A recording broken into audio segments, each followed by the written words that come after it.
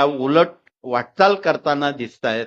म्हणून त्यांचा कृपया आपण बातमी आणणाऱ्यांनी तिथेच त्यांचा बंदोबस्त करावा आणि त्यांना अत्यंत सहानुभूतीपूर्वक सांगावं की आम्ही तुमचे फोटो दरबारात ठेवून तुमची पूजा करू, पटतंय का बघा, असं अवश्य सांगावं.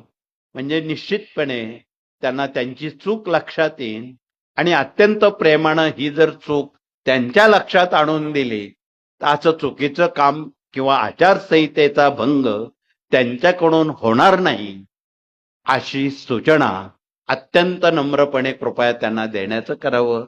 हेही तेवढंच महत्वाचं आहे.